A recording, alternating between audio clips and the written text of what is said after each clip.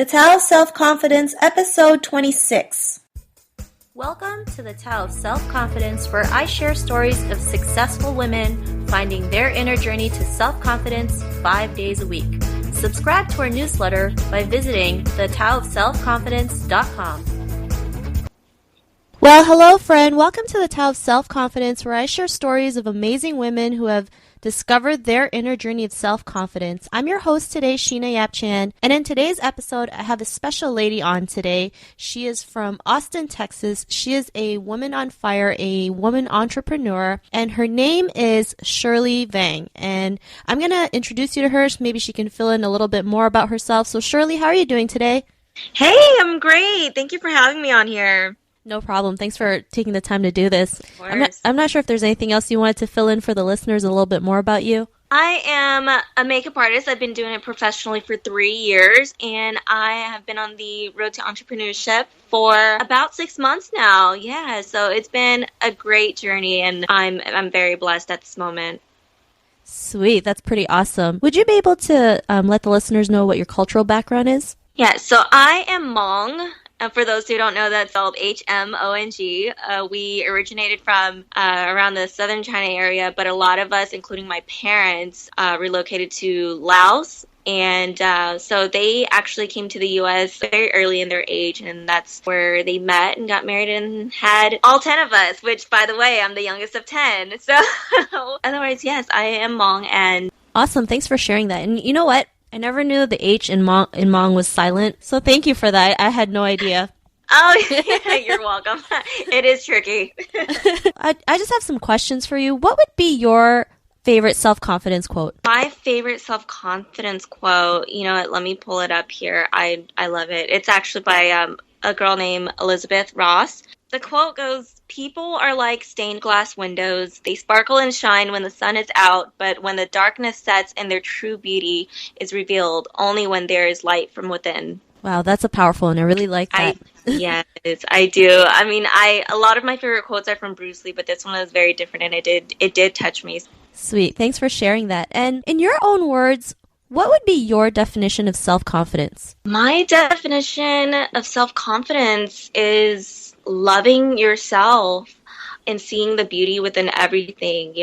You just not dwelling in the past. The only time you're looking in the past is if you're looking forward to fixing your present and future.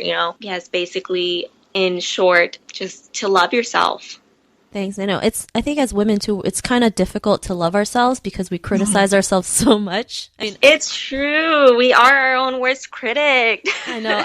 I've been guilty of it, trust me. And, we have to just sometimes look in the mirror and just say, you know what, you're beautiful just the way you are, right? And yes. And, God made us, or the universe, whoever you believe in, they made us the way we are because we are beautiful in our own way. We have certain talents and skills and certain features that make us beautiful. So thanks for sharing that. And loving yourself is always, the key, right? Mm-hmm, right. As all the listeners have been listening, this is like one of the, main definitions of self-confidence from each woman is really to learn to love and believe in yourself. So thanks for sharing that. Pretty curious, what was your life like before your discovery of self-confidence?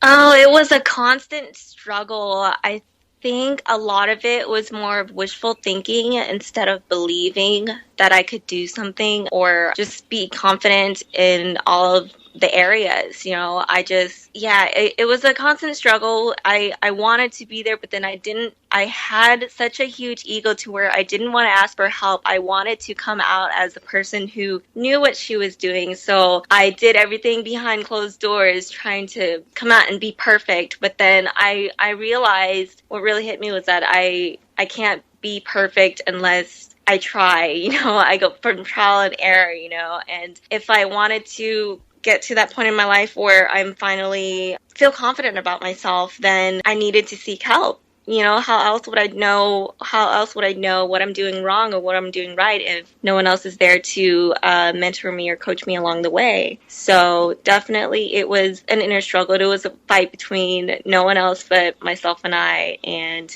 good thing we're on good terms now. Thanks for sharing that. And it's true. Sometimes we just think we know everything and we can figure it out, but it's always good to have a support system that's been through it, who know what they're doing and can lead you to the right directions. So what was like your aha moment when you realized, you could do anything you believe in, right? It wasn't wishful thinking anymore. My aha moment was really when I just took control of everything. I just woke up one day feeling different, and I just said, this is my life. No one is telling me what to do. I'm no longer a child, and life is just, it's beautiful, and it is what we make of it. And my aha moment was really just when I started taking control within every areas of my life. And then again, I started to believe myself in order to get everything to manifest from there on. Thanks for sharing that. It's sometimes a challenge when we decide to control our own lives, especially, maybe coming from an Asian family. It's just, you're always told what to do. I don't know if that's the same way with the Hmong culture. Oh, yeah, for sure. Because there's always that status quo where, in order, the gateway to a successful life is to get an education. And I don't know what was different about me, because I just always, despite the fact that that's what my parents and my grandparents believed, I always just knew that whatever career path I chose, I was going to be successful in it anyway, because I had already determined that for my future. So it really just is all based around what you believe, and then it's your call. That's so true. Even if there's, people telling you what to do, in the end, it's always your decision whether to follow it or, follow your own path, right? So right. Sometimes we just got to learn to trust ourselves. And I know that can be quite a challenge at times, right? Because maybe we've been conditioned to always ask approval for others, or always have to ask our parents if we're making the right decisions. But, I think you'll know that you're making the right decision because it'll feel right.